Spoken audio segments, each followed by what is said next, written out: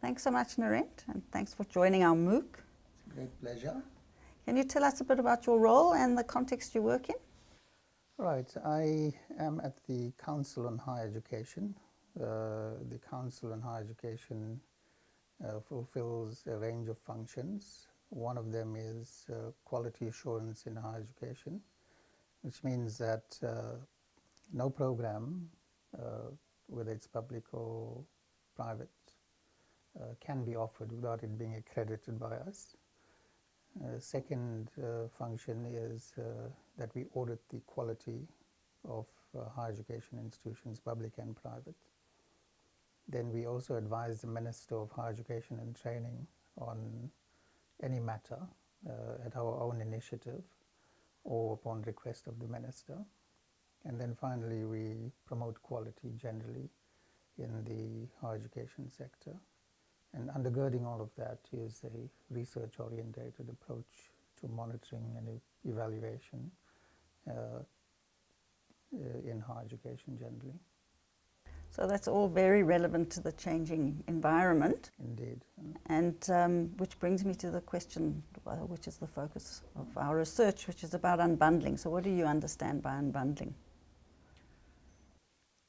Well, if you understand a higher education as an enterprise, a hugely complex enterprise, that generally a university would fulfill all of the functions that it needs to in higher education provision and in knowledge production, and it would have all of those capacities within the institution. So it's a self-contained enterprise. So unbundling would suggest that some of those functions that it used to do internally are being outsourced or being disaggregated and into more discrete functions, and then being either outsourced or secured on a needs basis instead of maintaining the internal capacity. And why do you think it's happening now at this point in time? Well, I think that the forces of change have been triggered by more than one factor. One of them is digitization or digitalization. I don't know which term you use here. So digitization has, and the advances in technology generally have made possible all kinds of functions to be outsourced, where there are agencies or businesses that can do these things better. So those who've been astute have seen what the services are that are required by higher education institutions, and I think it's been driven a lot by the private higher education industry. So they've seen the opportunity and begun to offer services which have become attractive to universities who struggle with the internal capacity or the investment in the infrastructure and capacity which is required to maintain that for themselves. The second factor associated with that is that you need economies of scale within any higher education enterprise. So to cover all of the spectrum of capacities and functions that a higher education institution needs to provide becomes increasingly costly. And with the advent of digitization, the higher education enterprise, and especially teaching and learning, I think, has become far more complex with greater diversity among the student body and more options for student support, for curriculum design and development, for assessment, and functions of that nature. So it's not necessary anymore for a university to try to do everything itself. So if there's an agency or an outfit that's able to do that better, do it on scale and at lower cost, it starts making the business case for that. So that's an impetus behind it. Then I think that the third factor is that of massification. So with more and more students being recruited, especially into the public higher education sector, it's harder for institutions to deal with the complex challenges that come with that, and for individual lecturers or academics to cover all of the responsibilities that come with a diverse student body with complex and very desperate needs for support, then to provide assessment opportunities of sufficient depth and frequency. And technology makes it possible, or some of the software applications make it possible for these things to be done electronically, done better, done more frequently, more reliably, and so on. And then with the advent of big data and big data analytics, you can get very reliable insights into your student cohort or the particular challenges that individuals are experiencing and also whole groups are experiencing. The development of content, which can be done sometimes better by experts outside the university. So all of these are factors which are influencing this trend, I think. And yet, our research is indicating that unbundling hasn't disrupted higher education as much as it might have yet. Why do you think that is? Well, I think it has a lot to do with we are talking of public higher education institutions for a start, that they are very big, lumbering institutions with very deeply embedded structures, governance structures in particular, and several filters to any kind of change. So any proposal for change has to go through multiple filters, and those have I think a constraining and conservative influence on change. So that for me is knowing universities as I do and having worked in different universities for about 3 decades, that's the single biggest factor, I think, just the inherent conservatism of universities that makes them less amenable to change and always skeptical about any new development or any innovation. I think it's changing now, because certainly when I started about 35 years ago, things are very different. The openness to digitization and the affordances of technology and so on are very different now to what it was. It wasn't. I think that the situation wasn't helped by the fact that much of the promise of digitization has not been delivered upon. So I remember a time when there was a lot of hype about the speaking teacher would be dispensed with within a decade or so. That's never come to pass. So there's been, I think, quite a lot of skepticism because the IT industry itself creates a lot of hype around new technologies and advances in technology and so on. So quite frequently the promise and the hype doesn't translate into reality. So there's a natural inclination towards skepticism by people who've been around long enough. And yet, the indication is that there will be change in the future. So what do you think the implications would be in, say, 20 or 30 years' time for universities? Well, I think that the forces of change which will come to ultimately transform universities are difficult to project or anticipate. Because I think, as I've indicated, the inherent conservatism of universities is a huge force, and universities have been around. So the oldest European university is almost 1,000 years, or the university system in the West is about 1,000 years old. In Africa, it's even older. The first university in Africa, you may know, was in Morocco, long before the one in Bologna. So So that will be one force, I think, which will slow things down. And I think that there's clearly a lot of vested interest in maintaining the university as an enterprise in the way in which we've known it.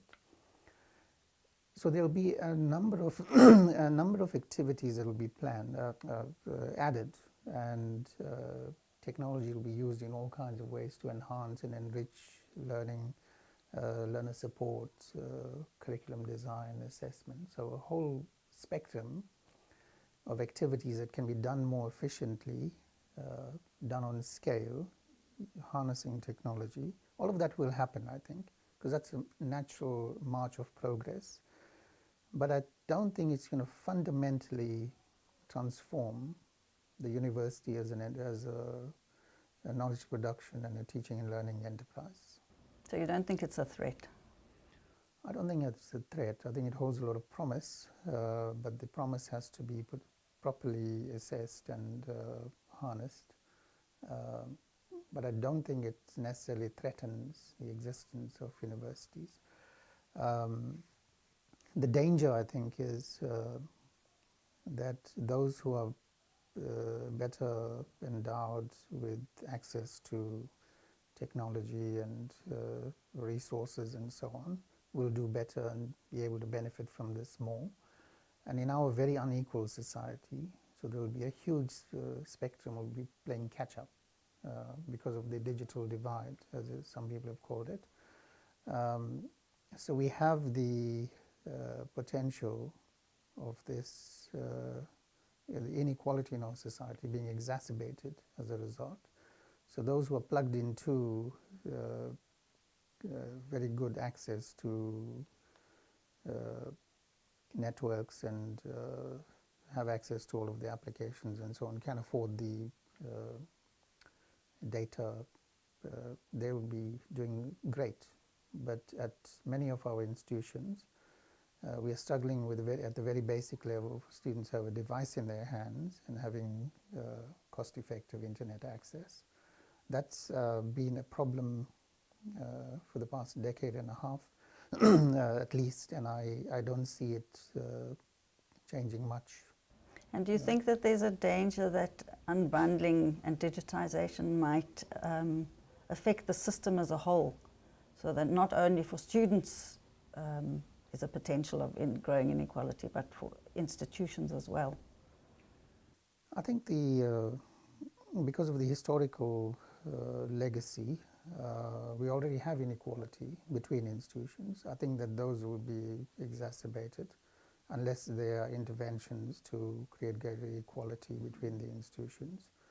And I think that it will be incumbent on the government or successive successive years of investment in infrastructure development. So a huge development, for example, recently is covering the cost of higher education, aside from fees, for the poor and working class. So if we carry on with that, and it can be affordable, although there are doubts about that. So if someone can afford to not only attend university and have their fees covered, but also their living costs and access to technology and access to learning materials, that is a leveler in itself. Then it's left to the individual student to take advantage of that. So that I think will go a long way towards creating better, greater equality and opportunity, or equality of opportunity. But I can't imagine how it will unfold in the future, given all of the uncertainties and imponderables. And you mentioned the teacher. You said there was this vision of the teacher in a different type of role. What do you think the impact of these kinds of changes will have on academics as educators? Well, I think you can have change happening at the level of technology. So technology that's becoming available and with immense possibilities. But that is quite useless unless you can have the skills and the capabilities at the level of individual academics and lecturers who are able to harness that. And I think we'll be in transition. So the older generation of academics will have difficulty in adjusting. But the newer cohorts that are coming into the higher education sector are all digital natives. And they have literally grown up from the time they were kids with technology and are fluent in its use, and can imagine all kinds of possibilities for it. Actually wired very differently. So we have this disjuncture of providing, so the old guard who grew up in the analog world, providing education for the digital natives. That's a big disjuncture, and I think that in another generation that would have changed radically. So for the individual academic, I think that the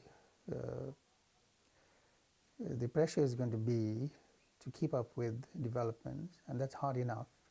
But I think that beyond just the individual academic, at the institutional level, the enabling environment for that has to be created. And I know of example, just to give you one example, the University of Maryland, University College, decided that they're going to digitize.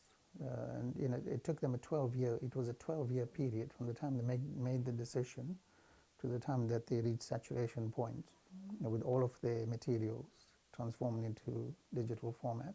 And that's not just taking your printed materials and transforming them into PDF versions, but it's about properly putting them onto a learning platform with